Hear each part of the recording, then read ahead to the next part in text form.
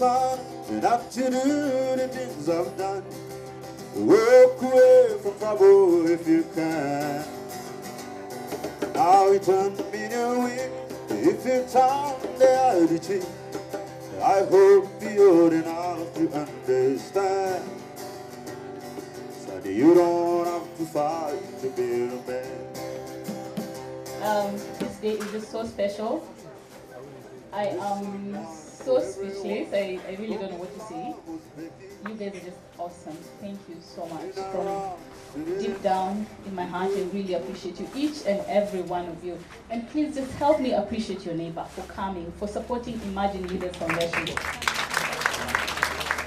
About 4 years ago, I think the passion in me was too much to continue working in the media, and I quit my job to establish Imagine Leaders Foundation. And of course, time came when all the savings ran out, and you, my friends, were there.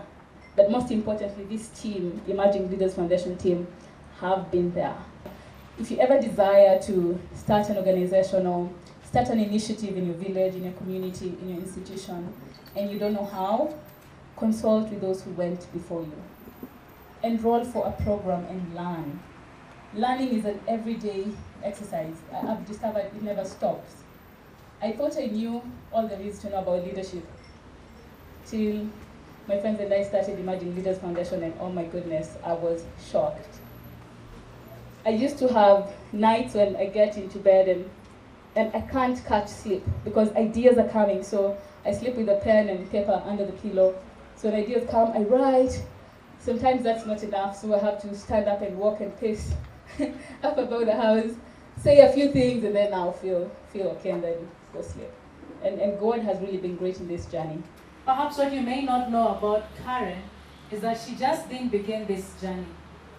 Karen, during her time at the University of Nairobi, was also the vice chairperson of SONU. Now, how many of you are in the University of Nairobi and you know what it takes to run for SONU? But Karen does not stop there. She is actually taking great strides in leadership. Karen, I want to thank you. We were so lost in campus. We felt alone trying to change campus, but Karen held our hands. All the more because she was there and she knew how it used to be. You held our hands and helped us. Above all, you helped Lina find her voice. Linda couldn't talk before people. Now she can. Jackie, you talked about your childhood and you cried.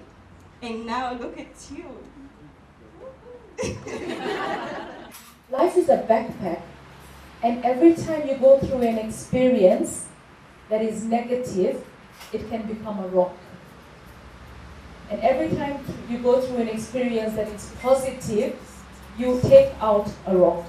Because everybody gets a backpack with rocks. Now, how many rocks every one of us has is different. We don't know what your rocks are. But everybody comes into life with some rocks. And they're heavy. Some people come into life without any rocks on their bags, but then they gather them as they move along. The most important thing that you should do is learn how to offload the rocks.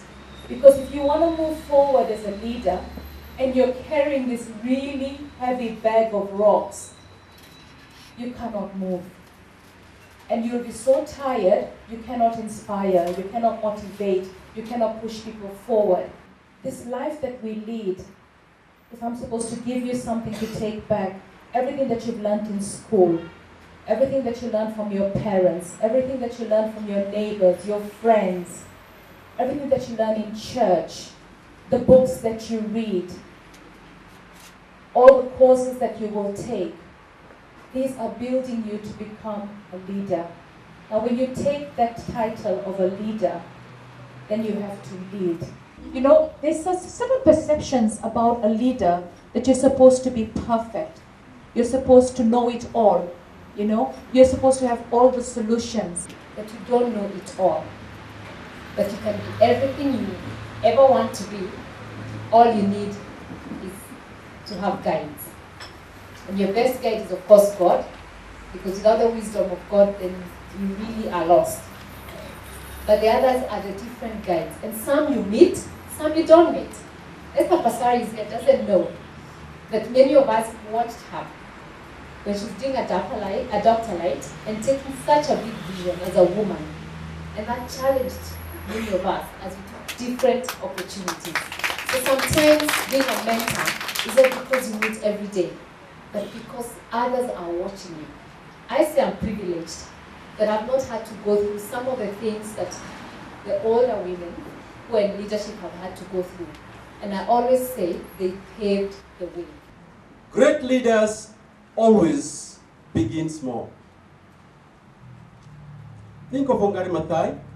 I was a young lecturer at the University of Nairobi. He was much senior to me. She started by picking up plants and planting them outside her kitchen in discarded cans from jam or from butter or whatever, and picking them one by one and giving them for free to women to plant. The Green Belt movement began outside a determined woman's kitchen. It led to a Nobel Prize for peace and for the environment. They are really ladies of splendor and beauty. I want to congratulate you and tell you that it is my honor to present that certificate to you. When I go,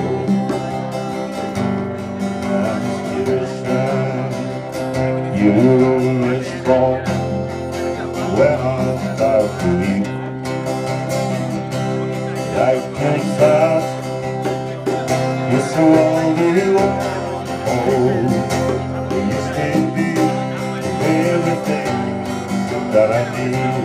You're my baby, you're my baby.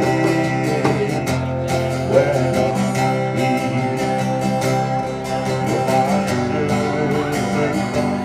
trouble when you're my anchor in life's ocean. I must go on. You're my best friend. Okay, let's do this. Ladies of Splendor, go. Thank you very much. Yes, must go on.